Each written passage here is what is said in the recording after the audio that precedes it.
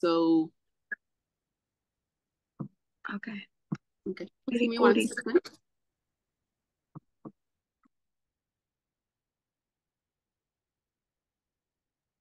Okay. I think let us open up in prayer so we can start. Father, we acknowledge you in this time and in this hour, oh God. We want to welcome your presence in this meeting, Father.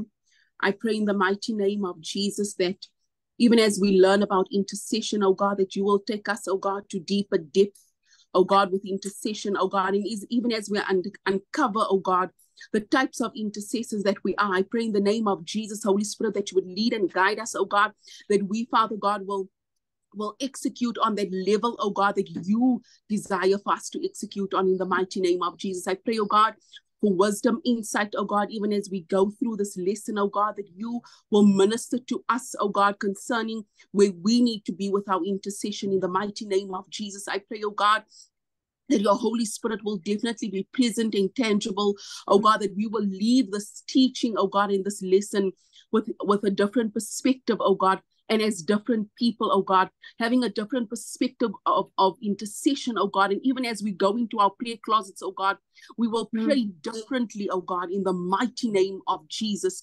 We thank you, oh God, for our leaders that are able, oh God, to take us through these teachings, oh God, and I pray in the mighty name of Jesus, oh God, that these teachings, oh God, will take root within our spirits, oh God, and that we will bear the fruit and others will bear the fruit of these teachings in the mighty name of Jesus. Amen. Thank you so much, Pastor Mo. I see Alvina is on, over and out. That's how we're greeting the people today. But welcome, everyone. I think we're still waiting for Gershon. And then, of course, Sandy will watch the recording afterwards. So what I want to say to you, there's 2 sessions that we are doing. It's tonight, and then we are finishing off on Wednesday. So what we are doing is, I'm not focusing on the basics of intercession, because we all really know what intercession is all about. We know that it is us interceding and praying on behalf of others, and God just using us in that regard. So I'm not going to go into intercession as such, what it is, the basics of that. What I want to talk about this evening is really the different types of anointings that intercessors carry. And it is really from a perspective of understanding who we are. Does everybody have, are you making notes? Just so that you can also go and reflect, or maybe I'll just send the notes afterwards, but you can still make notes, because as we're talking, Holy Spirit may speak to you in a different direction, and you can then go and always reflect on that. So there's a lady called Tommy Femerite, and look at that person. You know, people when they have 6 packs and then they go on like that. Have I showed him? No, no. Come on. No. Come on, show me what Owen did on Saturday. No. No. You see. Why you almost go? Alvina nearly got a heart attack. You had to see her face now. She thought you were going to lift up your shirt, really. Alvina was panicking now. She was like going into her anointing. Look at Pastor Movin. I don't know where she is. But if we go to the beach together, then it's more. Yeah. If we go to Wild Waters, guys, it is what it is. But anyway, so what I'm going to touch on is, I will send the notes also, but please do make your own notes, because as I'm speaking, things may come to your mind as well. So I'm going to be touching on 12 different types of intercessors. But for tonight, I'm only going to be dealing with 6, and then I'll finish off with the other 6 on Wednesday. And then I'll also give some time for questions. If you guys have questions in between, please do ask questions. If you are unclear and you're really zooming into a type of anointing, I want you to ask me questions so that you can also understand it better. I think that that's very important, because the basis of this teaching is not just to teach, it is also for you to understand and for us to begin to operate in that next year. So there's a lady called Tommy Femwright. Tommy Femwright does a teaching. Oh, it's called, what is it called again? The types, no, it's the book. The book is called Interceding for the Seven Mountains. And her name is, so it's called Interceding for the Seven Mountains. And her name is Tommy Femwright. And she deals with intercessors on an apostolic level. And the reason why I say apostolic level is because she gives you your identity so that you can understand who you are as an intercessor. Because sometimes people think that intercessors are just a group of people coming together. You're just going to pray, and then you don't understand the purpose. We all come together, we feel good, but nothing changed. Now, with this kind of teaching, we want you to experience a difference in your prayer life. We want you to experience a difference in terms of how you pray and when you pray. What is the best way for you to pray? What is the most effective way in terms of your anointing? Those are the kind of things I'm going to be talking about, and I want to install this evening and on Wednesday, because I think that for where we are going to in 2020, in 2024, God wants to take us into a place. I Pastor Momni Lachni man. Where God wants to take us in 2024, He wants to take us into a place of identity. And that is why this teaching is so important, for you to understand what kind of intercessor you are, because we are not all the same. What the church has taught us in olden days, and what the church continues to teach people, is that everybody must pray the same way.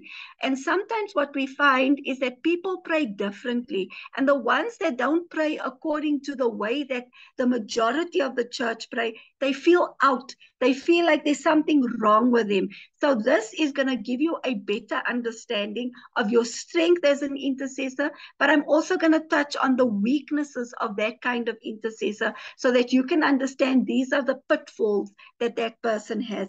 So it will give identity, but it will also talk on the pitfalls. So the very first intercessor that I want to talk about tonight is called the list intercessor. It is called the list intercessor, L-I-S-T intercessor. This kind of intercessor is a very structured kind of person. This person takes time to make a list for everything. Have you ever seen those people? They pray from a list. They even have a book with all the names. And when you look through those names, some people get excited when they see the names. Other people get tired. But that is their anointing. They've got like these piles and piles of prayer requests and people that they are praying for. They pray very strategically in that way. That is their anointing. That is their strength. That is what they do. So they find order and structure in this kind of praying. This person does not like loose prayers. If you don't write it down, then it doesn't make sense to them. So this person will always have a list. If you say to them, I've got a prayer request, they'll go and they'll write it down.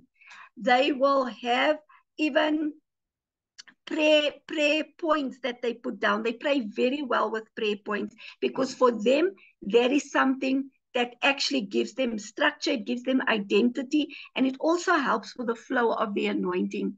These people cherish names. So you can't just tell them, I think it will be very difficult for a person that is a list intercessor to pray for anonymous. They can't. They need names. They need you to give them,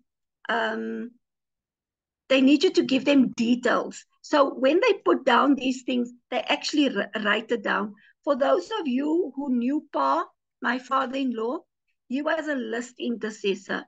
Like you could go anytime and you would see his writing in his book. When he would come to me, and even if we talk about prayers and stuff in church, he always sat with his book and he would write down, this is what he's praying for the people. So the list intercessor is also, they're strong into bullet points. They pray from bullet points. But these people also find their structure not just in the list. they also find their structure in praying at a certain time. So if this person puts their mind to praying in 5 o'clock in the morning, they're very faithful with structure.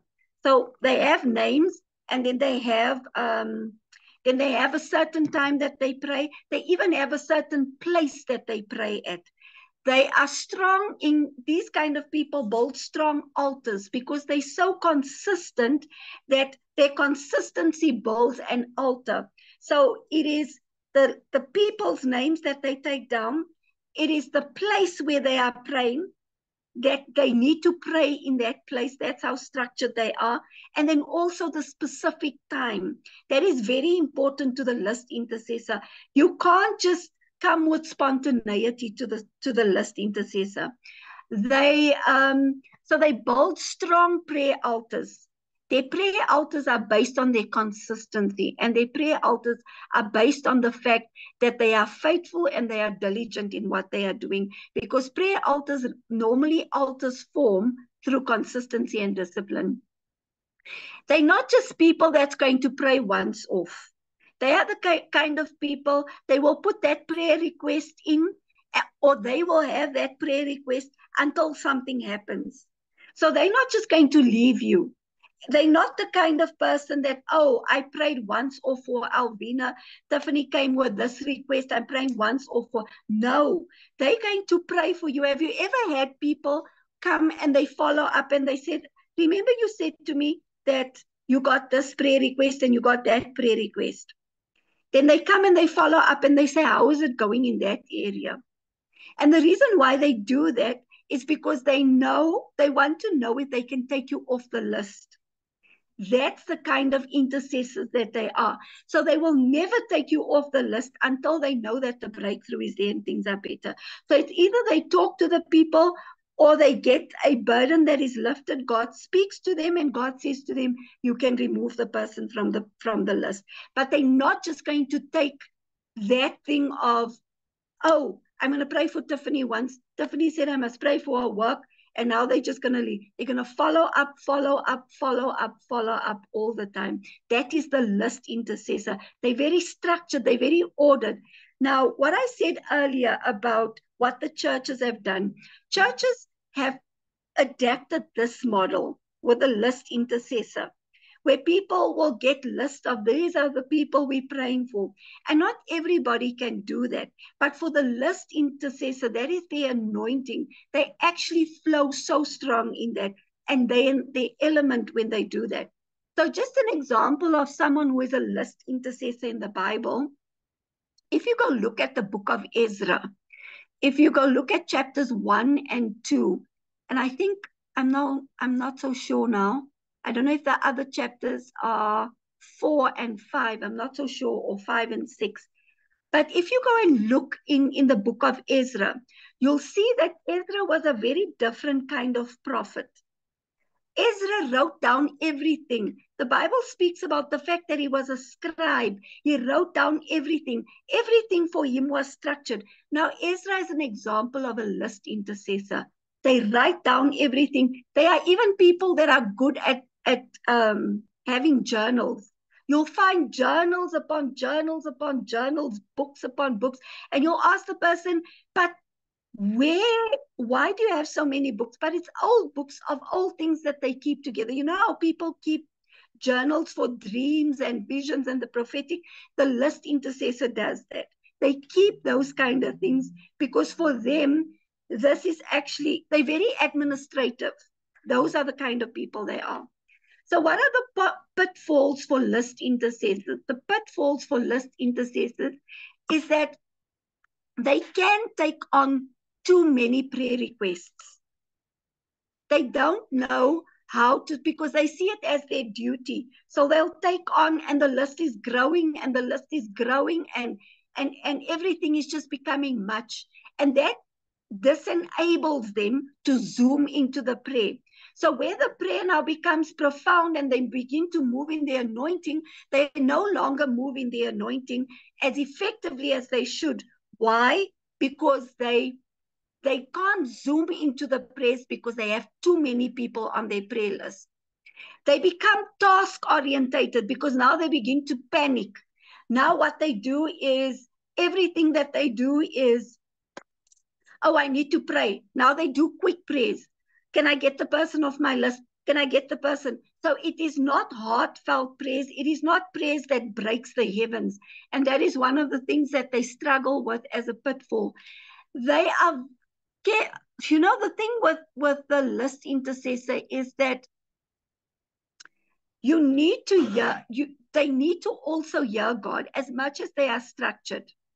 But one of the pitfalls is because they are so structured, they don't often make room for the Holy Spirit. Because they want to, let me pray for Alvina. I prayed for Alvina. Done. Let me pray for Tiffany. Done. Let me pray for Josette. Done. Let me pray for Lucinda. Done. And that is not a proper prayer life. That is almost like a recitation. So they need to be careful that they don't become people who recite prayers without having their spirit into the prayer. But that's the pitfall they fall in. They struggle, as I said, with spontaneous prayers. They become, because they are so structured in their prayer, another pitfall that they struggle with is that they become extremely judgmental because they believe their way is the only way. A list intercessor who gets things right all the time are people who can become judgmental, because if they have success stories within their prayer lives and everybody's getting a breakthrough, now they want everyone to do as they do. And if Pastor Movin is not going to pray like I pray, then I feel she's not effective. And now suddenly I feel like there's something wrong with her prayer life. And I begin to judge her, and I begin to look at her. I begin to look at her in a way that, but you're not really a proper prayer person. You don't have a list. You don't pray this time in the morning. You don't pray in a specific place. So I begin to judge people. So that is a pitfall that they have. So they become prideful. They can become prideful. That is something that they need to watch out for as list intercessors. And then the other thing that happens is when the prayers become too much for a list intercessor, they can start feeling guilty, because now they feel like, I didn't get through all my prayers. So they start feeling condemned. Condemnation comes over them. And that's a very big thing for them. They are not people that is easily, you can take them into a heartfelt kind of prayer. So they don't necessarily relate to that. They can do it when they equip themselves and they get used to that kind of prayer and they start hearing Holy Spirit. What is good for this intercessor to do is to go to God daily and to say to God, here's my list.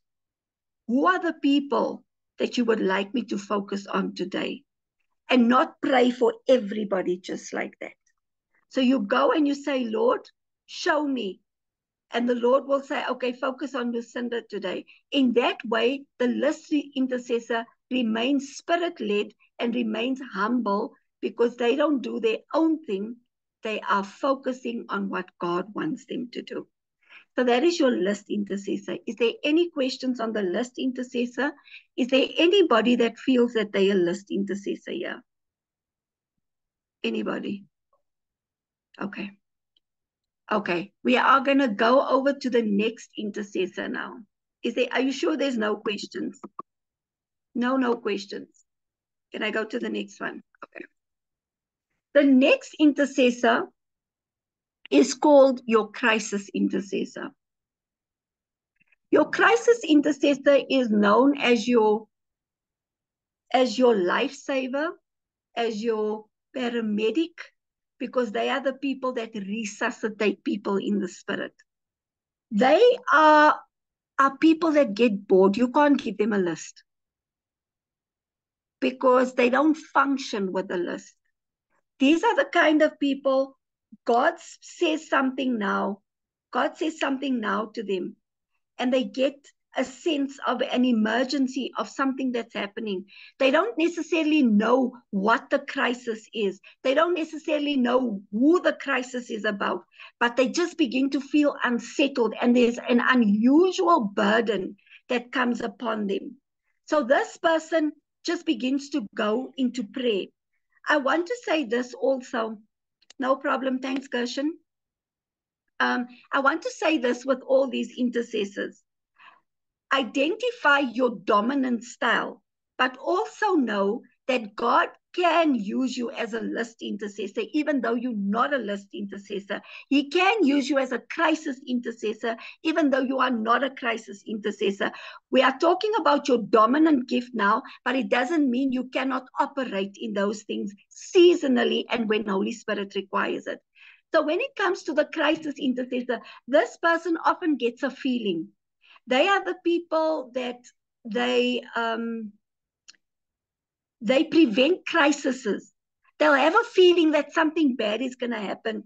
You know, one of the things that I know that often happens with Caitlin, she will sometimes call me and she'll say to me, Mommy, I've got a bad feeling about someone. And she'll tell me the person's name. And then we go and we pray until that feeling lifts. I can't leave her until that feeling lifts from her. And it hasn't happened once. It happens on numerous occasions. But she will come to me and she'll say to me, Mommy, I feel bad about this person. And then she gets like, because she's still in the infancy stages of understanding her gifting. And then she begins to get like very anxious because she doesn't know what to do with this feeling. So the crisis intercessor or that kind of anointing comes with these sudden feelings that you have. You'll get a bad feeling about someone. It could be someone in your family. It could be someone at work. It could sometimes even be people that you don't know. You just have a feeling, but you don't know who the feeling is about because Holy Spirit is not revealing it to you. And so what you do in those times, when you get those kind of feelings, you begin to pray in the Spirit. Whenever you don't know who it's for and what it's about, pray in the Spirit fervently. And this I'm saying because you may not be a crisis intercessor, but there may be times where you will get that feeling. That burden will be so heavy on you and you will not understand why. Begin to pray in the Spirit heavily until Holy Spirit gives you the words of utterance. And sometimes He won't give you the words. Sometimes He will just keep it in tongues and you will pray and you will pray and you will pray and you won't necessarily always know who you prayed for. You see, this kind of intercessor is it sometimes almost feels unfulfilling because you never know if you broke or prevented the crisis from happening. You never know. You get that feeling where it lifts and you know the feeling is gone, but you never know what happened. I remember one day with my in-laws, they were traveling to Cape Town and I was washing the dishes and I got this bad feeling about them. And I didn't necessarily know what was happening. And I said a prayer, but it wasn't as fervent as afterwards when I realized how fervent it was supposed to be. And that's why with this one, if you get that feeling, tap into the fervencies, don't ignore it. And then later on, we found out that their train actually derailed and it was actually off the rails and they were laying on the side. And then my mother-in-law found us late at night and then we realized that was what was happening. So with a crisis intercessor, don't worry about what is it. Don't worry about, is it an emergency? Don't be curious about things. Just take what Holy Spirit is telling you and then tap into it. Because there are crises that you may not know about, and you may actually be the person saving that person's life. This kind of person, God wakes you up late at night. He may wake you up odd hours. It doesn't mean that you're always going to have like the list intercessor. You're going to have continual prayers for people. This kind of intercessor, you may have that fervent prayer that is happening for the person, and then it's done. But you must feel the release. You're not necessarily going to pray over and over, but you get those spurts of compassion that comes upon you. And you're like, what is happening to me? What is happening to me? But move on it. I had a situation where people were actually visiting us. And it was very strange for me. I started feeling not well. Luckily, they're very close to us. and they understand if they are here, I can like disappear into the room if I'm not feeling well or whatever. But I really wasn't feeling well. And I said to them, I'm not feeling well. I came into my bedroom. I was just laying down, and suddenly it was like something that pushed me up like that. And I started praying violently. While everybody was having a party in the next room, they were going on, I was in deep prayer. And God started showing me this person's face. And God said to me, this person's life is in danger. And I started seeing stuff in their property, and I was breaking things over their life, and I was pleading God for their life. And I was like, I don't understand this. And as we are human, the next day I found and I tried to find out, is the person okay? I'll never know. But what I felt, because they said the person was fine. All the people that I found, the person that they said, or everybody said the person was fine. But what I know about what happens with this kind of intercessor is that there may have been what I felt was a choking, that death wanted to come in that moment and just suddenly take them. But I couldn't explain it to anybody. So all I had to do was pray, because there was a crisis that came over my spirit for this person, and I needed to jump up. And that is why when you get these experiences in the midnight hour, when you get it at 3 a.m. and stuff, and you are feeling tired, a tip for those kind of things, don't pray in your bed. Get up. Start walking around, because when you are walking, you can't fall asleep. And you need to treat this as something that is serious, because someone's life is depending on it. So you begin to walk, and you find a place and you begin to pray, but you can't lay in your bed, because you are going to fall asleep, and the enemy is going to trick you to not want you to pray for that person. So that kind of experiences are very intense. And don't stop until that feeling has left. Because if you stop prematurely, you don't know the situation on the other side. You don't know if that person is just fighting for their life or whatever. So don't stop until the burden lifts. You need to pray strongly for them. So it is very, very important that you do that with this kind of people. As I say, they are lifesavers. A person for me who I believe personally that everybody knows here is a crisis intercessor is Pastor Marco. I've seen him pray in crises. He's not, he won't be the person maybe that comes every single time and does that. But I've seen him pray people through crises. The crisis intercessor is the person that can tackle the tsunami. They can tackle natural disasters. They can tackle things. They prevent those things from happening. So God shows them certain things. As I said, not always, but they go because there's an intensity that comes on them. Not everybody can do that. Because if a nonchalant person goes and God shows them there's a tsunami happening or there's a tornado happening, and you're nonchalant about it, then you're going to pray, oh Lord, you said the tsunami is coming.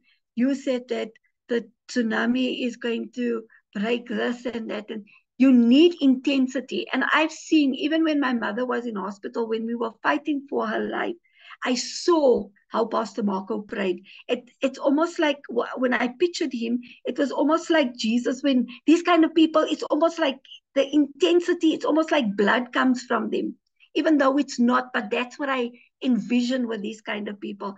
Now, I'm not saying that you don't pray. I just mean that you are more intense when it comes to those kind of prayers. That is your anointing. You stop things. So that kind of person is very, very intense when it comes to stopping crises. You give them things like wars and stuff like that. They have a feeling and a sense. They can stop things from happening. Many times I've heard Pastor Marco, he says I mustn't listen to his prayers. I said, but you're praying in my ears. We lay next to each other. So of course I hear. So many times I would hear the intensity of how he's actually saving people's lives. He doesn't always mention people, and it's not my business who he's praying for, but the intensity of saving the people's lives, that is the crisis intercessor. It is a very different compassion. that they have. It's not your normal compassion where you just want to go out and do things for everybody. It is very strategic and it is very pointed at people. So the kind of, the person that is like a crisis intercessor in the Bible is, the person that is like a crisis intercessor. Sandy, Pastor Marco says, I listen to his prayers, so I'm violating his prayers. So that's why I'm laughing. The person that is like a crisis intercessor in the Bible is Abraham. When Abraham goes and he's trying to save the city, he begins to pray intensely for Sodom and Gomorrah. And that's when he goes into negotiation with God. And this kind of intercessor, they often negotiate with God. There's a negotiation that happens, but it doesn't happen in the infancy stages. You need to reach that level of maturity because you need to obviously know how to negotiate with God. You'll know that Abram said, if there's 10 righteous, if there's 50, he started with 50, it went down to 10, then it ended up with 1. And the Bible says that God couldn't find so many righteous people that he could save the city. That is what the crisis intercessor does. It's to save a life. It's to save the righteous. Another person also who understands or is an example of a crisis intercessor is David. Think of all the crises that David had in his life. He had to pray in a time of facing Goliath. He had to pray in a time when the angel of death came and it was sweeping over the land. And he went and he was actually at the threshing floor, and he said, Lord, stop that. He's the crisis intercessor because he stops the violation of the enemy for coming and taking the life of another one. The pitfalls of a crisis intercessor, these people, they may stress a lot because of what they see. And it can cause lack of sleep. So if you are not in a mature state, you won't know how to handle that. They take on many, many problems. They take on the burden personally and physically. It becomes very personal to them.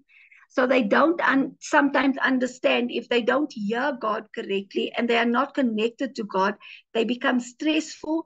They take on the burden. There's lack of sleep because for them, they start worrying and they leave the place of rest.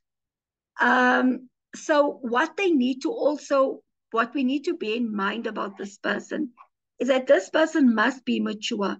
Not anybody can be a crisis intercessor, because imagine a crisis intercessor is now seeing that the tsunami is coming in 2 hours.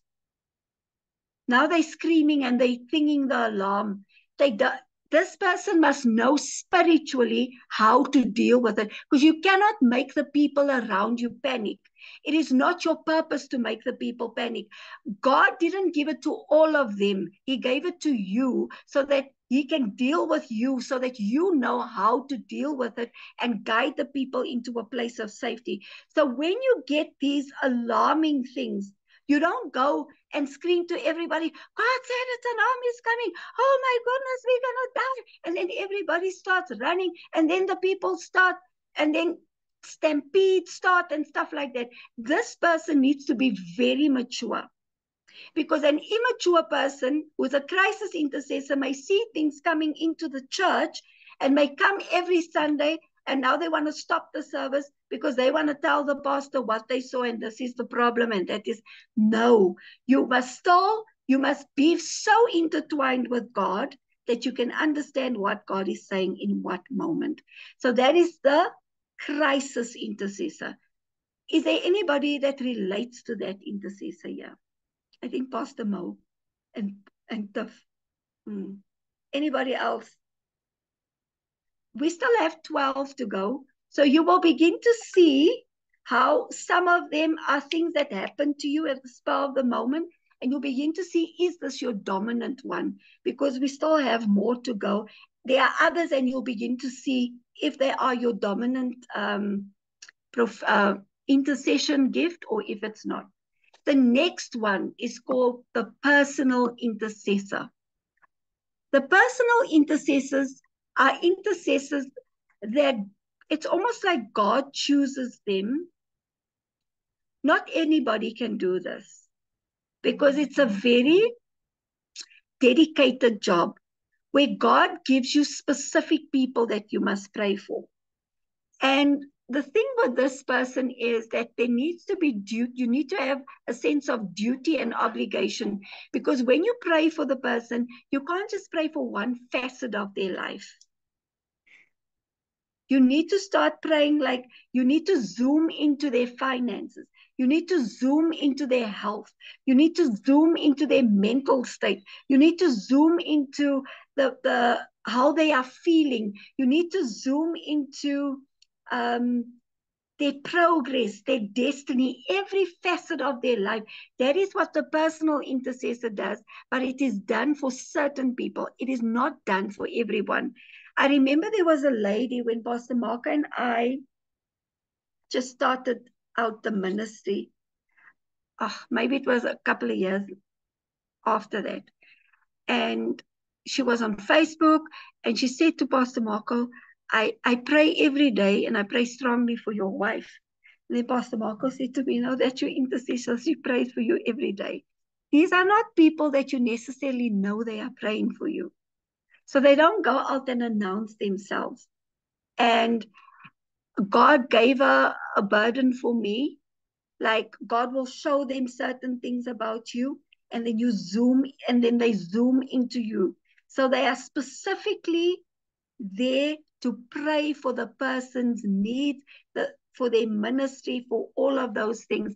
They are not your normal kind of intercessor that just goes and they can look. It's not like they can't do the normal intercession prayers, but that is their gift. That is their anointing. When that person prays for you, things break because God gives them a personal assignment. This person has a special anointing. So as they are assigned to you, they begin to carry a burden for you. There are so many people that carry burdens, like for pastors, and God will maybe place them on a pastor on your heart or an evangelist on your heart. I remember watching I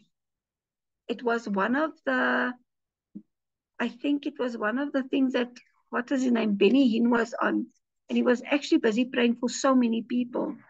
And he looked at this specific person, and God opened his eyes and he said to this person, you actually prayed for me.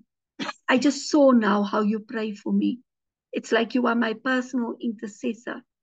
But not every time do we know who these people are. When you are a personal intercessor, it is not always where personal intercessors go wrong.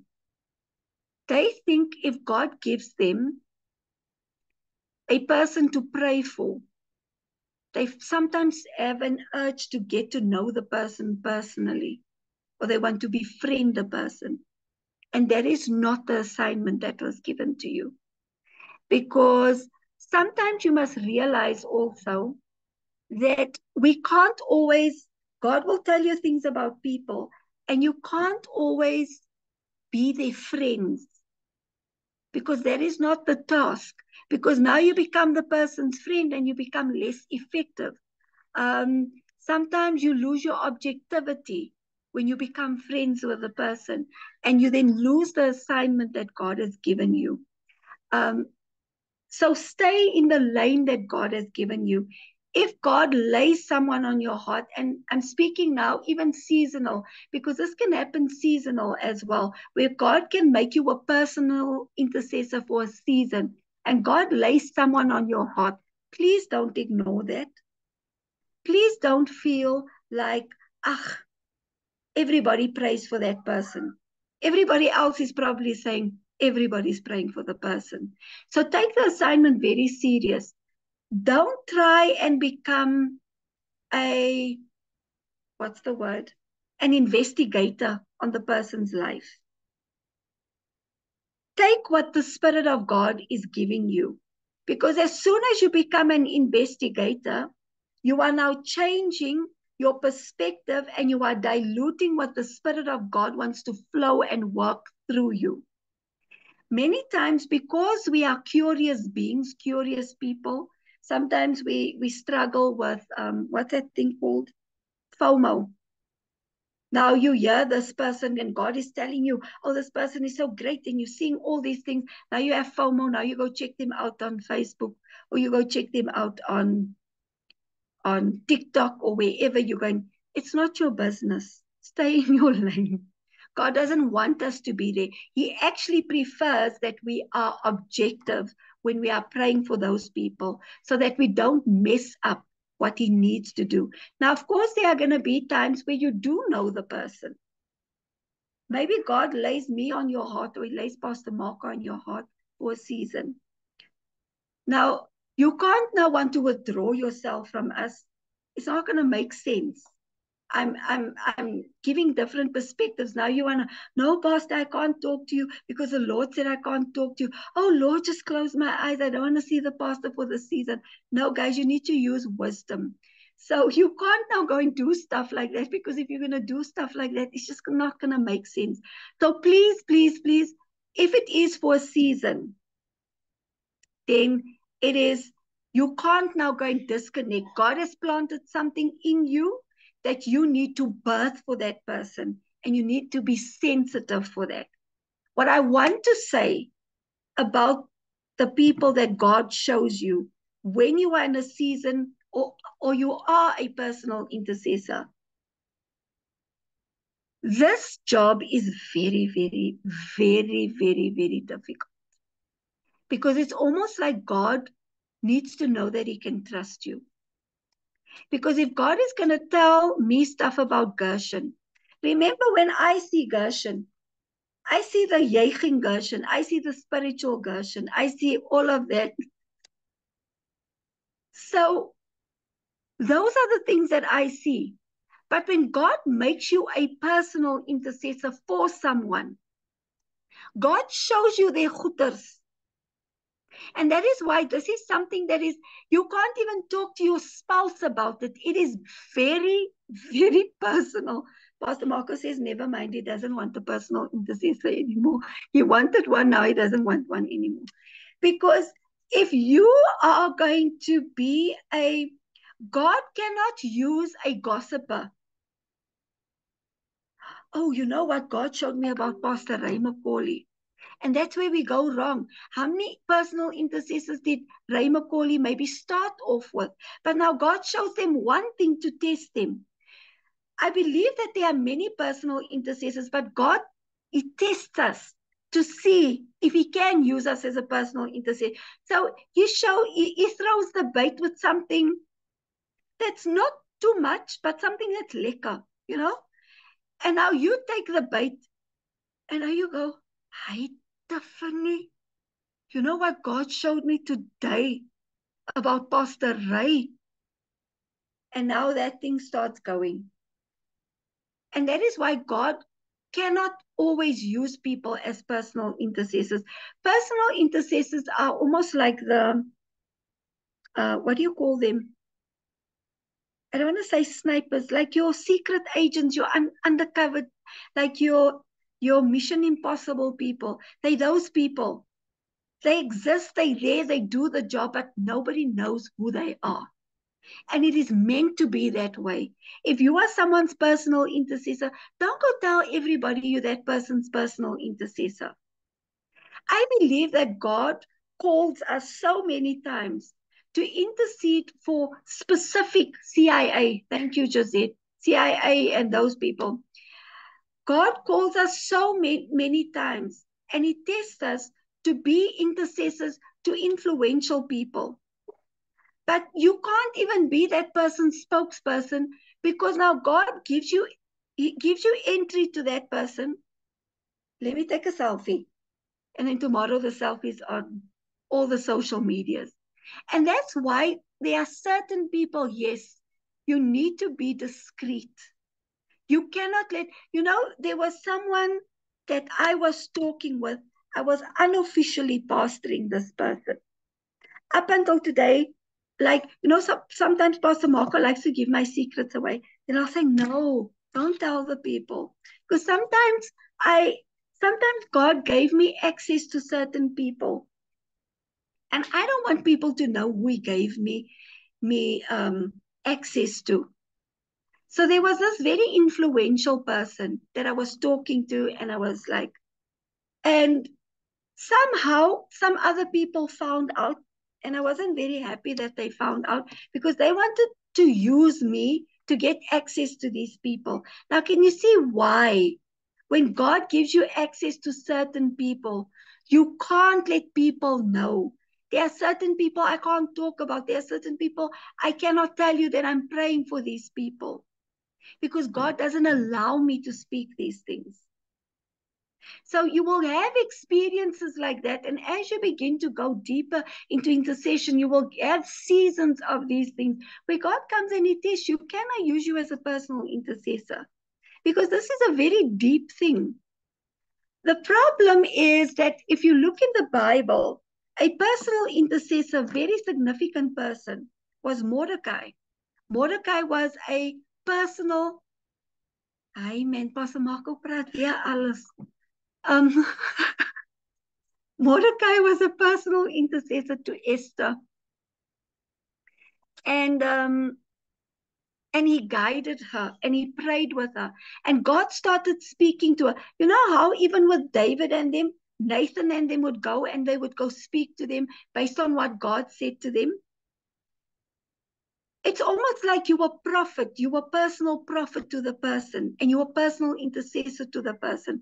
But it's not your job to go and talk about it. Now, here are the pitfalls that you need to look out when you are a personal intercessor. You cannot take the person's laundry and go tell everybody about it. You must understand that as much as people are on public platforms, and I'm not just talking about ministers, because God could be showing you to a politician, He could be showing you to someone that is an influencer, wherever. Who they are in the public is not who they are in private. And sometimes God will show you things about people, and you must have the stomach not to be put off by it. Because God may release secrets about these people. And you see why this intercessor is so important, that God cannot choose just anybody. Yeah, Pastor Sixpack. God can't just choose anybody. Because if you go and you release secrets about people, God can't trust you. And immediately just there, that anointing is cut off. So it's very important to know this, because you know what? I don't know. I'm pressing on this one. Is that in years to come, some of you will be called on that. And don't just think that it's going to be maybe a church person. It's going to be someone that you actually can't talk about these things, and you become their personal intercessor. Nobody can know that you are their intercessor. So God is beginning to train the ground now to see, are you faithful? Are you someone that can keep the secrets that He's telling you?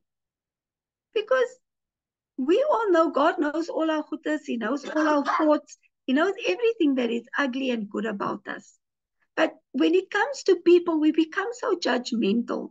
Now God shows you this person is struggling with pornography, or the person is struggling with lust, or the person has got certain things that you didn't know they have.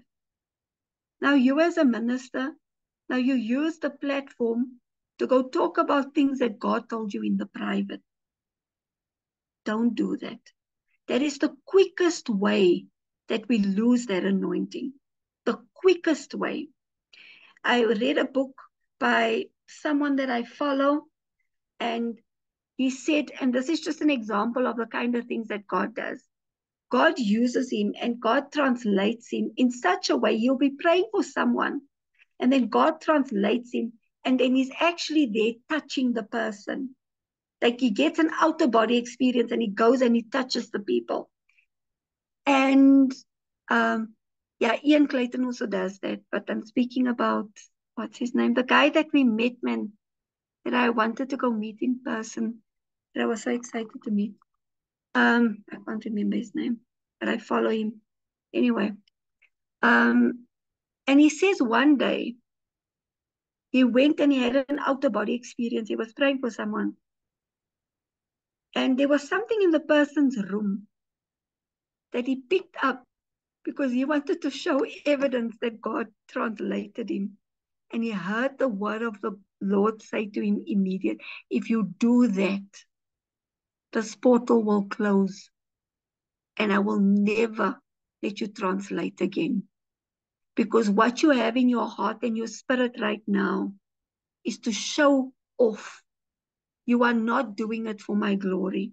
So when things like that begins to happen in the spiritual realm, listen to the Holy Spirit. And when God tells you not to touch certain things, don't touch it, because it actually closes the door over your anointing, over your life, and over your experiences. And he said he just let it go like that, because even though he was translated, he was in the spirit, he could pick up this thing and he wanted to take it with him. And I don't know if he could have taken it with him because he was in a spirit state. But it was more the intention that God was dealing with, because I can't trust you. If you can do this, then you can do anything else. He said immediately he let it go, because he never wanted to be in a place of not experiencing what he's experiencing with God. So the personal intercessor is your secret agent. This is the person that everybody knows, well, in the spiritual realm, but nobody knows in the natural realm. The people don't know you're praying for them. They don't have to know. And then sometimes God may give you He may give you opportunities where you may be able to meet the people, but it's all on God's terms. We don't do it on our own. Okay, that is your personal intercessor. Does anybody relate to that one? Okay. You will have seasons of that. Even if you are not, that's not your dominant gift, but you will have seasons where God will do that with you. Please, I beg of you, be very, very, very careful with those things. I know that there are people here that have spoken to Pastor Mark and I. There have people where God have shown them things that nobody else knows. And they would come and they would speak and they would say, PC, I just need clarity because of this, that, and the other. I'm not saying you can't use Pastor Mark and I as guides, because we are your pastors. And we are also sworn to secrecy, and we are also sworn to confidentiality. It is a very big thing that we stand on. Please ask one of the kids to bring me water. Sure. Oh, the other kid is fetching it. Pastor Marco says he's the kid. So it's not that we can't counsel you. We can, because we've done that before. But we understand the confidentiality that is linked to it, and that we need to keep it only in that group. It is not something you go and talk about. We use it more as a coaching opportunity to help the person and to coach the person in terms of what they need to do. So that is your personal intercessor. Any questions? Any questions? I can take questions now as you give me time just to take water. Oh, my throat is so dry. Any questions?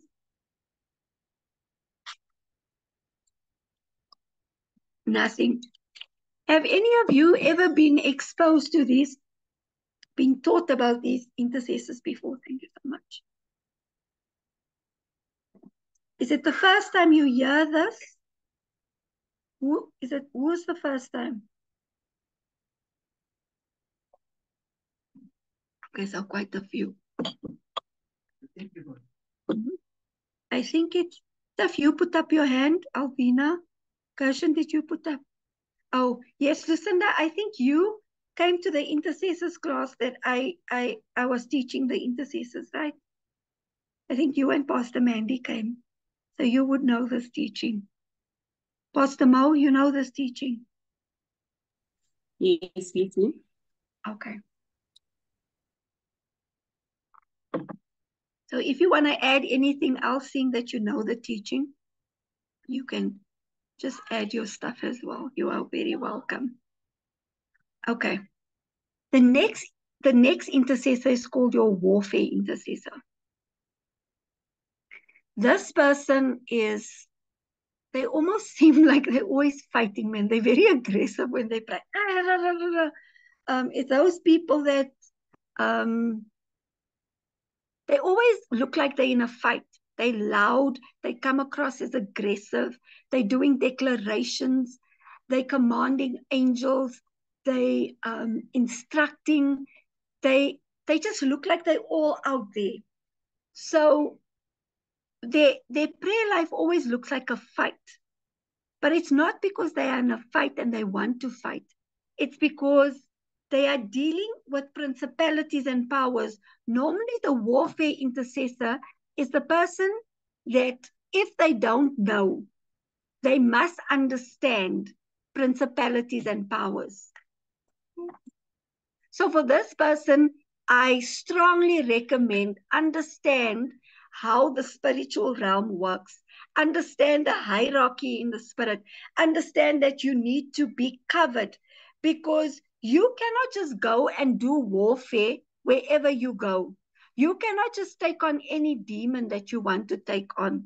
You must understand your metron. You must understand your jurisdiction. You must understand what you are dealing with. These people get very excited. If they deal with one demon, now they want to run and they want to deal with every demon. And then tomorrow, these are the kind of people you find out they're on fire today.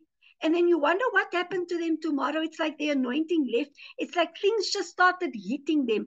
It's because they don't understand metron. If you are a warfare and intercessor, you must understand your metron. What is your sphere of influence? That is your metron. You cannot just operate in anything. What has God called you? Pastor Marco said a couple of weeks ago, he said that God said that you are a prophet. What did you say? A kingdom prophet or a prophet to the region? A prophet to the region and apostle to the local church. Now, those kind of things people don't always understand. Apostle to the local church and a prophet to the region. So when Pastor Marco leaves EBF, his prophetic anointing becomes so strong. When we are in other churches, he begins to operate in that. But in EBF, he operates with the wisdom and all of those kind of gifts. How do I say it so that we understand it properly?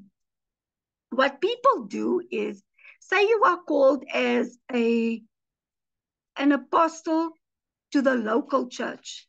It doesn't mean that you are called as an apostle to the whole of South Africa. Now God ordained you as an apostle to a local church or to a house or whatever. Now you want to go deal with the regional demons in South Africa. They are going to hit you. You can't go on spiritual warfare and pray those kind of prayers. Now, it doesn't mean that for some people, if you are a local apostle, that God is not busy raising you up to become a regional apostle, or he's not raising you up to become a national apostle, because God also works in stages where he says, now I elevate you, you've moved to that. But we must understand the stages of elevation, because when you move in things that you don't understand, you will get hurt. And so many times, a lot of intercessors get hurt in this particular area, in the warfare area, because they don't understand their metron. God is saying to you, you are called to deal with the demons. Maybe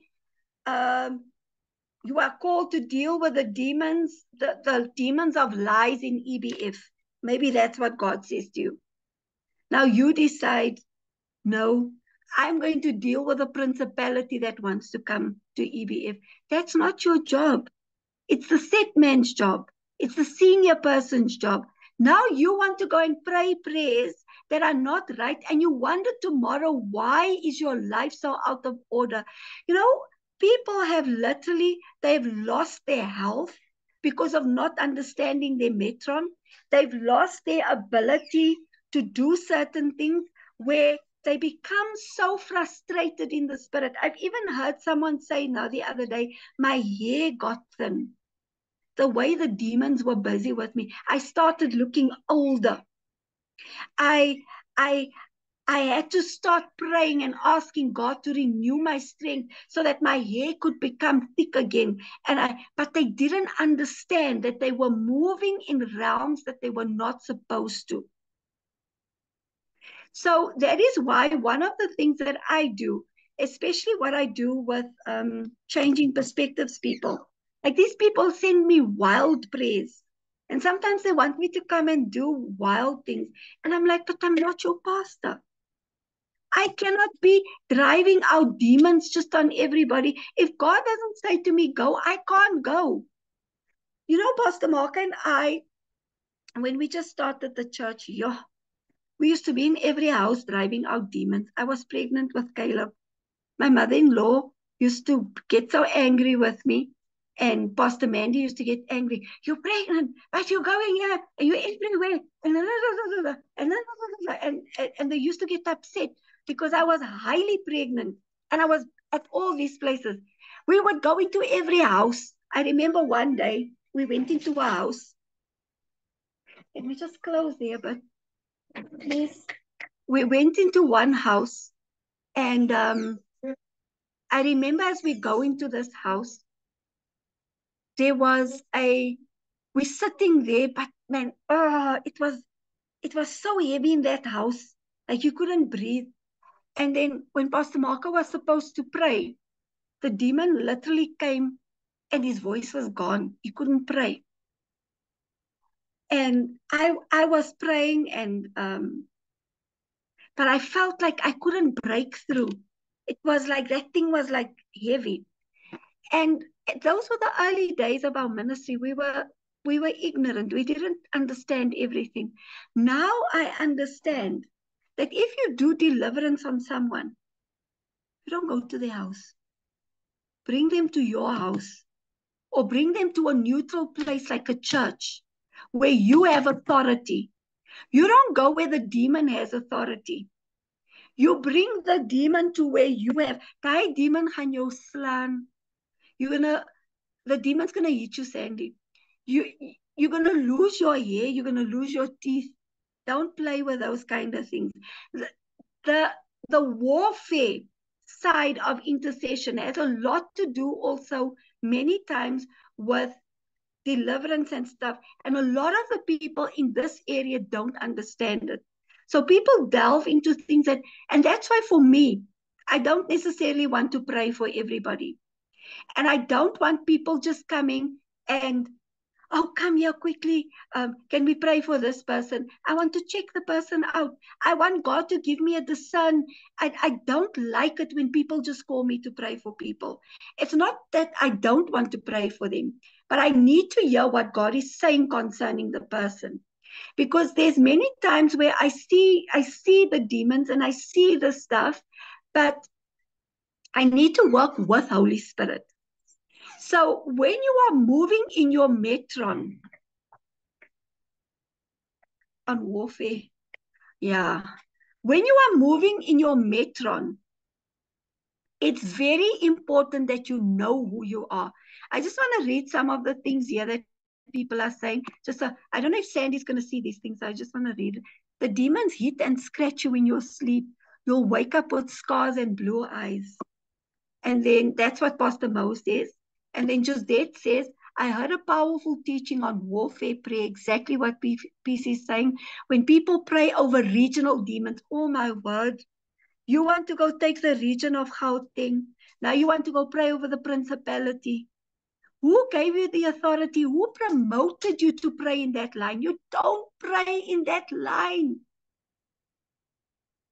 You know, I know we all think that we are powerful, but guys, we need to be careful. And that's why at one stage, we had someone in the church that was praying all of these things. And like, we had an intercession group. Sorry, guys, I mustn't laugh, but we had intercessors that they were all now And then the intercessors came to me and they said to me, oh, PC, I can't sleep.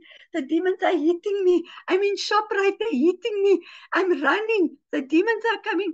I asked them, guys, what did you do? Because I'm fine. What did you do? What did you do wrong? And it's not because I am proud or whatever, but what did you do? Where did you go and delve in? And now you still don't even come and tell Pastor Marco and I that you have to change your gear in terms of what you are praying for. You don't just go into warfare ignorant. Those demons will hurt you. And it's not that we are scared of it, but there's lots of order and authority and structure and ranking within that sphere. You know, the Bible says this. The Bible says that when Michael came up against Satan, or who did he come up against? The prince of Persia, right? Who did Michael come up? And he said, the Lord rebukes you. He said, the Lord rebukes you because the spiritual realm is very high on hierarchy, authority, and structure. In that realm, where Lucifer was, as an archangel, as a cherubim and stuff, the other angels couldn't even talk to them because they were in different, those people, those were the ones that were at the throne of God. So he understood that I can't rebuke you, but the Lord rebukes you. So we need to understand these kind of things, and if we don't understand these things, we will live a very defeated life where you are not going to like your prayer life, and you are going to say, but I always feel defeated in my prayer life, and this is what's happening in my prayer life. Do not go into territories that you are unfamiliar with. It is very, very, very important. Don't just pray for people haphazardly. You think you're just doing a good work. Discern, understand. Tell Pastor Marco and I, this is what we are going into. We are moving into extreme spiritual things where we must get the order and the structure of things right, because these things will come up against you and things will just begin to happen in your life and you'll wonder, but what is happening? A lot of people feel that they are powerful because they want to deal with regional demons. Don't go, oh no, they call me this, I'm powerful, this and I'm powerful. Guys, don't do that. Don't do that. Do you know Bismarck said, he said this about people that don't understand their metron. He says, they anoint themselves to become apostles. They anoint themselves to become, do the people know that the demons are looking for apostles? And in the next week, they down and out. It's like they lost everything when you don't understand spiritual protocols. So don't go and delve into certain things. If you feel like it is dangerous, even if you feel like God is calling you or there's a shift in something, come and speak to Pastor Marco and I so that we can work with you through that thing. But don't be going and doing your own things. No, I'm gonna touch the witches now. And that is now to show how powerful you are as an intercessor. We must check our motives. Now, as a team, now what I'm saying is individually. But as a team, there's a corporate covering over us. That doesn't mean that when we pray and we do our prayer structures, we can't come against things that is coming against the church. Because you are covered, because there is an apostle, because everything is under the covering of the house. There are certain things that you can say as a delegated authority, but that is why you cannot delve into things in the secrecy and think, oh, I'm powerful. Because these demons, I'm telling you, all the intercessors that was in that group, I thought I was the only one that's unholy. And I said to Pastor Marco, what's wrong with me? Because the demons are hitting everybody, but the demons aren't hitting me. I really thought there was something wrong with me because everybody had something that the demons were doing to them. But I was fine. There was nothing wrong with me. Know your patron. Know what you need to do. Don't just go into things haphazardly. I just want to read what Alvina is saying. I know of a group of ladies who went to a house to pray. The guy they went to pray for opened the door before they knocked, they were under heavy attack thereafter. Yeah. When we were in Turfendine, sure, the demons we dealt with there was a lady. She told everybody in the area. Sure. Yeah, she says, I am the devil. You don't want to help me? I'm going to show you what I'm. We dealt with heavy demonic stuff there. And she went to Pastor Marco one day because she wanted something from Pastor. She used to bother our people. And I don't know what Pastor Marco said to her. She said, me, I'm the devil. I'm going to show you. And Pastor Marco said, it's okay. You can show me. And I think a couple of weeks after, no, it was after we left, she actually died. But this woman was under the demons. I would see, I saw the madman of Gadara. I saw them all when they walk so past me. Then I'm like, madman of Gadara, Legion. No. I saw them all in that area where it was heavy in that area. I remember one day, Pa and I went to the church, and we went to go fix something. And as we came out, this guy comes there, and I came out of the church. It was the two of us, Pa and I. And I don't know, he wanted to ask me something. And I said to him, what? And the man started screaming like he's on fire. And he just wanted to get away from me, but he was screaming. He said, don't touch me, get away from me, don't speak. But he came to speak to me. And when I responded to him, he started screaming. I did nothing. I didn't pray for him. I just responded to him, but this man started screaming. So these things are real.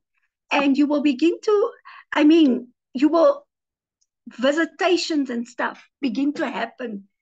It happens a lot with the people who are in spiritual warfare, where I think I was saying to people last year, I've had so many visitations already, but last year I remember I had one where I was laying on the bed and I felt that this person came. I passed the moment lag nie man.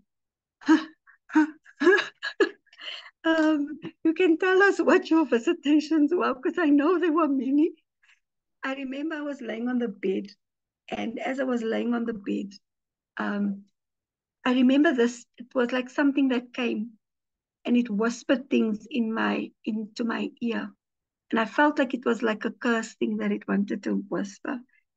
And I don't really pay lots of attention to this thing, and I was like, get away, and I was praying and all of that, and anyway, it was gone. But as time went on, God started revealing to me what the spirit was and what the spirit wanted to do. It wanted to come into the church, and it was a seductive spirit. So you begin to experience things like that, seductive in terms of not necessarily lustful, but people going back to their old ways and being tempted. So those are the kind of things that you will then begin to encounter. The warfare intercessor understands that when the devil comes against him, you can go read Chronicles 20, 2 Chronicles 20, you can go read about Jehoshaphat, how when the enemies came against him, and then Jehoshaphat came and he started making declarations and he started reversing. That is what the warfare intercessor does. But that is the person who knows who they are, and they begin to operate within their stuff. You're still hungry. I'm going to come feed you now. I'm sorry. I've got Steph here. He's telling me he's hungry. I will come make you food now. So the warfare intercessor, I've got a small child again. I forgot what it's like to have small children. Yeah, Lucinda lach. They come every second. So this person, they speak counterattacks, but this is the mature person. So the things that I spoke about now are all the pitfalls and the things that we need to watch out.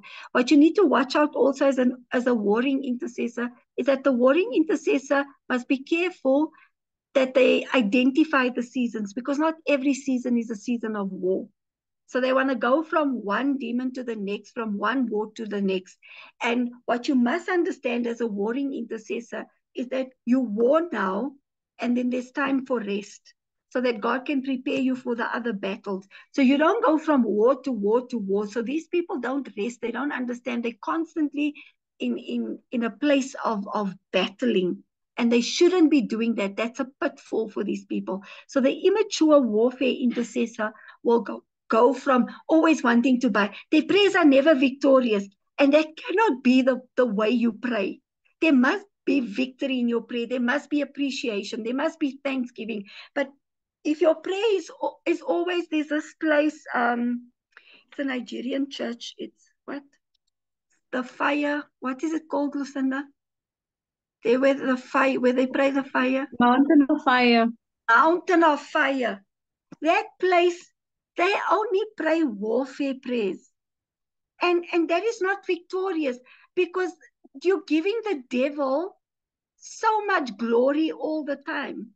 You can't just want to, it's almost like there's no place for Jesus. So yes, you are warring intercessor, and when God calls on you, your anointing comes into place, but you can't just war all the time. What about your appreciation for Jesus? What about your reverence and your awe? That must also be in your prayer life. That must also be a part of you. But if you are just warring like Mountain of Fire, that's all they do.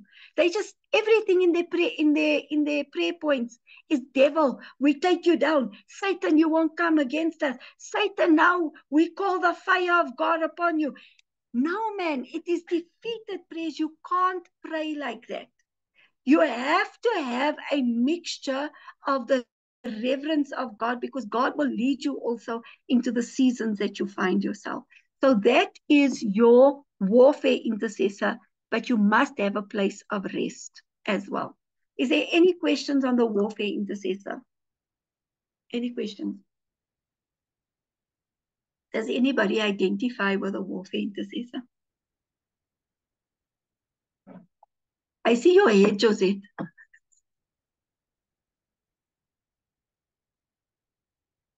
Do you identify with it? Yes, I do identify, but I also feel like there are characteristics in the other intercessors that I also identify with. So I do identify more strongly with that. But I'm still waiting to hear the rest, because I wanna make an informed decision of where I fit. Yeah, we've got 12 intercessors we're covering. So I'm going to the 5th one, and then the 6th one, then we're done. And then on Wednesday, we're going to cover the other 6.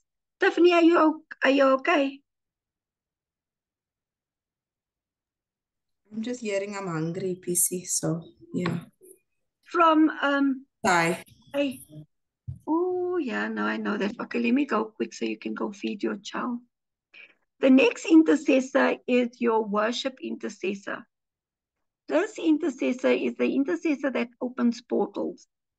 They're the portal opening intercessors. This is not necessarily a person who sings, but it's a person who carries the heart of God, worship, strong into worship. They understand the dynamics of worship. So some of the worship intercessors get misunderstood in the church today because they are creative people. Maybe they can sing, maybe they can dance, maybe they can do some creative stuff. People often would put them into, oh, no, you're just a creative person. But worship intercessors, you'll find, if they pray and they worship, they're doing stuff. They're not maybe necessarily spiritual dancers, but they do things because they are forming worship stuff in the atmosphere. They don't necessarily have to sing, as I said, but they find it pleasant to pray with music.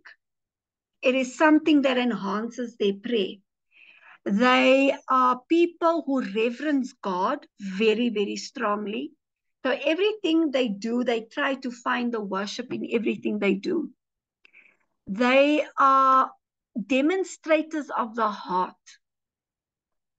So they bring forth the worship. If you think of people like Miriam was dancing with the tambourine and all of those things. It's a form of worship. It is a form of what they are doing. They're expressing themselves. One of the things that I heard was this lady was saying that the first time she came in contact with a worship intercessor is that she found that the worship intercessor was such a powerful person. But when she came in contact with him, all he did was he played the guitar and he started singing a psalm. And he started singing the whole psalm. And she went into the kitchen and she was so angry. And she said to God, but I didn't come for this. This man is boring me. Why is he doing this? She said, because he's thinking about a bird that is free, and I don't understand. She said, as soon as she started speaking to God, something came over her and she began to understand that the worship he was singing was a form of prayer that he was actually releasing over her, because that freedom of that bird became something, and it came over her, and she found herself dancing in the kitchen where she was. And so intense worship intercessors, it can come through song. It can come through things where they start even singing in tongues, where they start taking the word of God and they just proclaiming it. Like they can speak the word of God it sounds like poetry. Those are your worship intercessors. They bring that kind of feel. They come across as extremely prophetic in terms of prophetic acts. You'll always hear them talk about prophetic acts, or there's a prophetic thing that they are doing. There's always something that is coming forth out of them. Now notice, the worship intercessor doesn't need to be a singer, because we think that worship intercessors are singers. They are not singers. They are people that come from a deep place of worship. What you need to understand about the worship intercessor is that these people worship in spirit and in truth. So if you look at someone like Hannah, when Hannah was in the temple, she was misunderstood. Eli thought she was drunk. And Eli said, what are you doing? The pitfall that the worship intercessors fall into is that, yes, God uses all of these prophetic acts and these demonstrations that you do. But what happens with the worship intercessors, they can fall in the pitfall where they feel that everything needs to be demonstrated.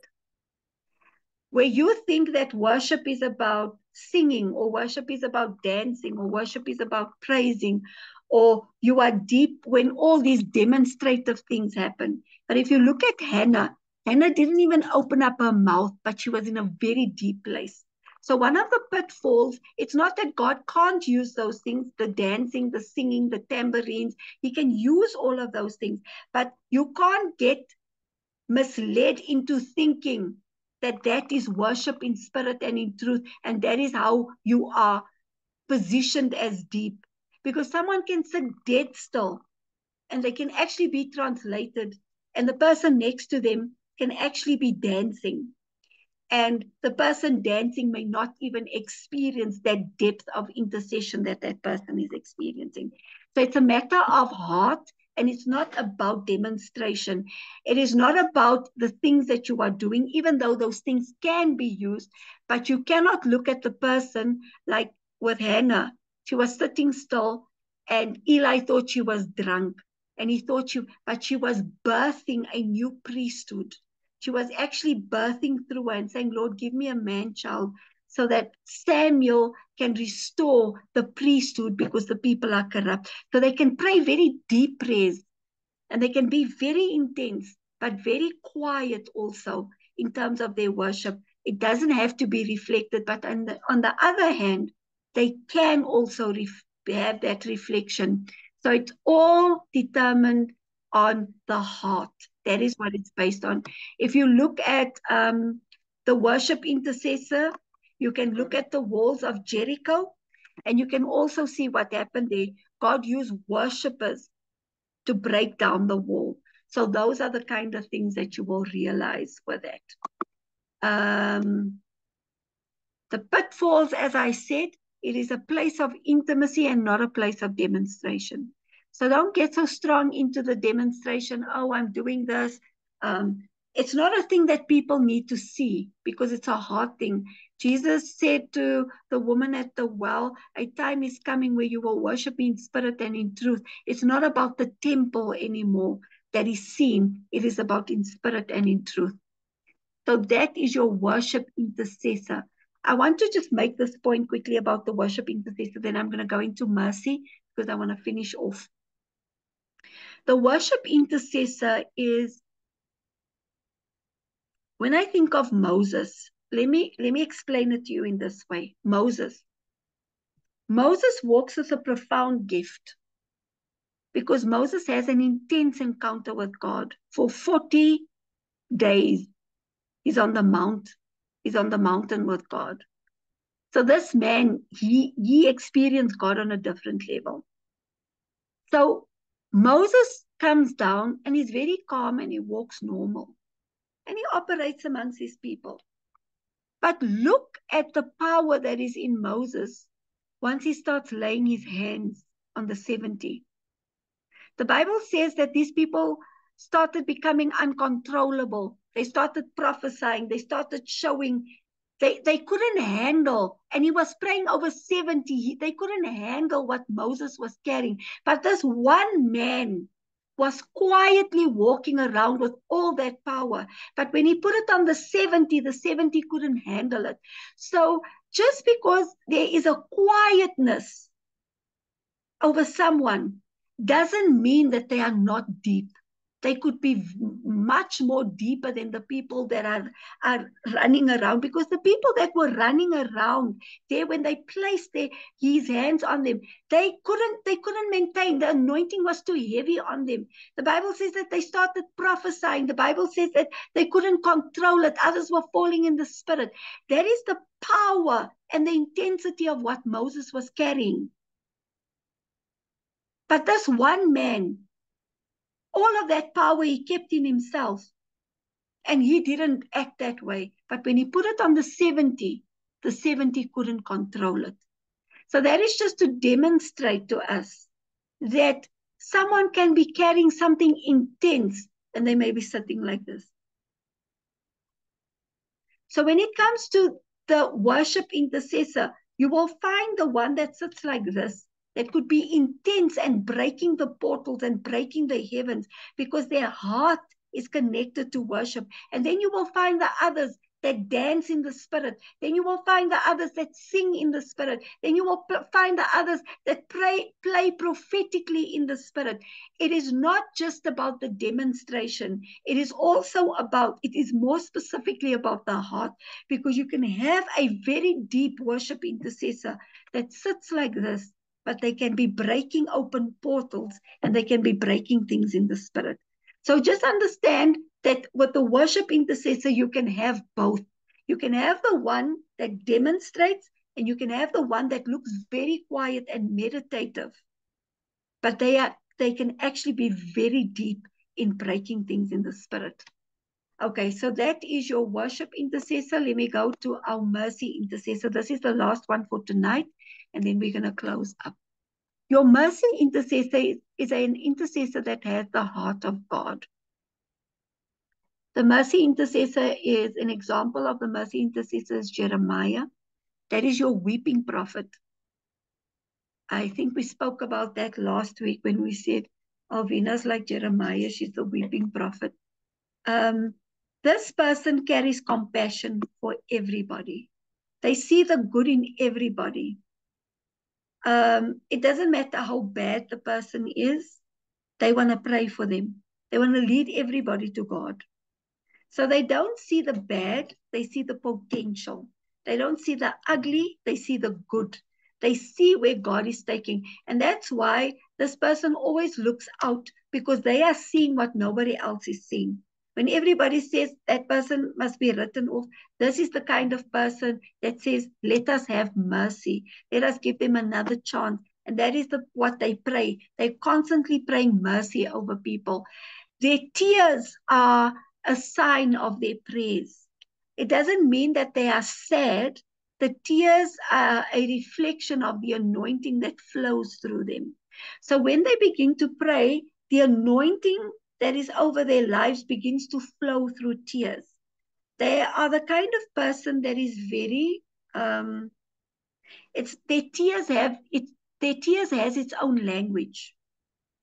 Yes, they pray, but when their tears rolls down, their tears actually touches the heart of God, and it's a prayer language of its own. So it's a very different kind of anointing. They weep for the people. They cannot pray without weeping because they literally feel what the people are feeling. They are such intense burden bearers that when they pray for the people, it is like it's happening to them personally.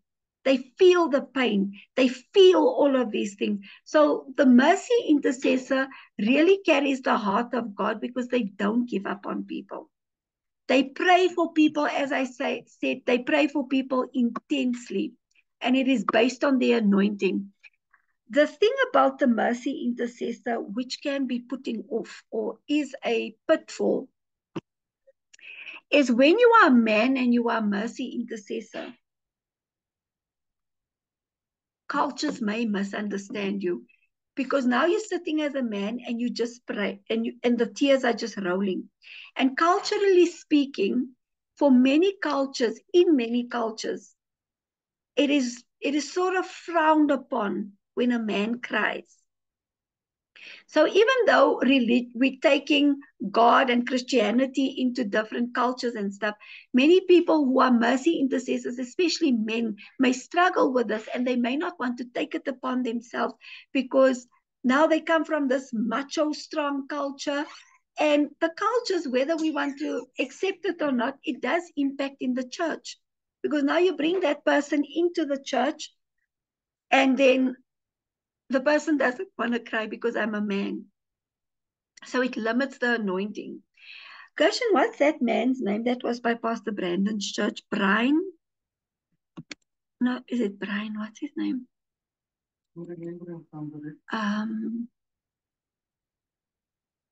Brian, what was his name? The older guy, man, that got married recently. I can't remember, but I know who you're talking about. That particular pastor, when you listen to him, he's a man. He speaks and the tears roll. As he's speaking, the tears are rolling. He just speaks about the goodness of God. He's telling you about the goodness of God, but he's crying. He's crying uncontrolled. I know his face, man, but now it's bothering me. He's got such curly hair. He's an older man. But anyway, I can't remember his name. So when he speaks and he teaches, like he was teaching us, he was at Pastor Brandon's church, and he was teaching us on, I can't remember what he was teaching us on, but as he was speaking, and he was speaking of God, and he was speaking about people, and he was speaking about the conditions of, the tears were just rolling. As he speaks of God, the tears are just rolling. So that kind of person, that kind of intercessor, they cannot help themselves. It is not that they want to cry. The tears just begin to flow freely. If you look at Jesus, before he called Lazarus out of the tomb, the Bible says that he wept. He wept. It is a compassion that comes upon you to get the person in the right place that you cannot explain. And so it is not a normal crying. It is not a thing where you want attention. The tears just rolls because that is the anointing on that kind of intercessor. So as you begin to pray, Alvina, and as you begin to seek God, that is what you feel. It is so intense, and you're like, but why am I crying? But it's not something that is to be, you can't feel ashamed about it because that is who you are. Let me go through the pitfalls quickly. The kids are hungry. The pitfalls of this intercessor is that this person gets taken advantage of. Because they are compassionate and they want to help everybody, they are often taken advantage of in huge ways. If they are immature in the gift, the burden can become so much where they feel like I'm not helping enough people, where they can move into a place of despair instead of a place of prayer. This kind of intercessor can also experience extreme depression if they are not dependent on God, because what they are feeling, they burden bearers, it is so intense that it's like, I'm not helping enough people. So they then begin to get into a place where they can go into a deep depression. They also have a sense of wanting to blame themselves, because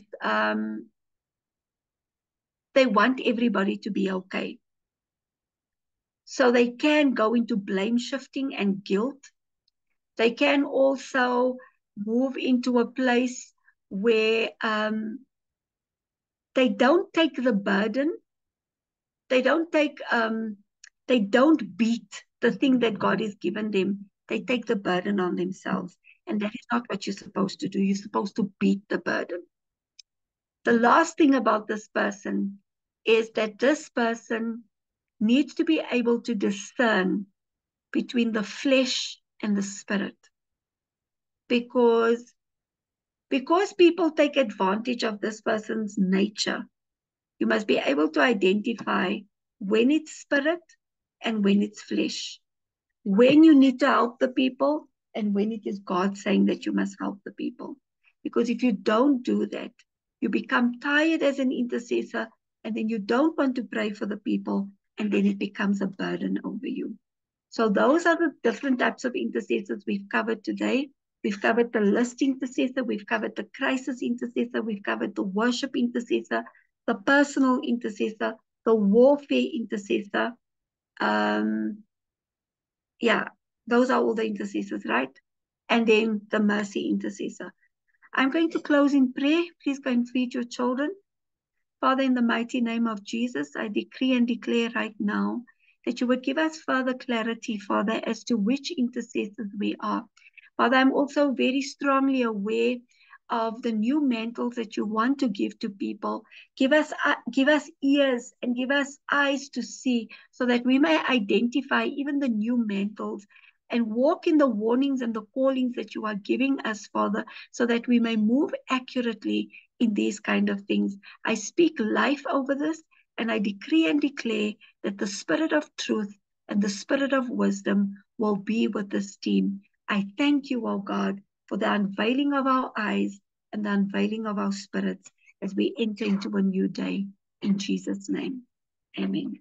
Thank you so much, everybody. God bless you. See you at 9 o'clock prayer. Go feed Ty and go feed all the little ones that needs to be fed. God bless. Bye-bye. And feed your husband. And feed your husband also. Sorry, Gershon. You will be Thank fed you, now. Pastor Cindy. I'm Thank going to you, go Pastor eat. Cindy. Everybody in my house ate. I'm going to go eat now. See Bye. you just now. I'm going to send you guys. I'll send you my notes in the group. Thanks, PC. Okay, bye. Can we stop the recording? Okay.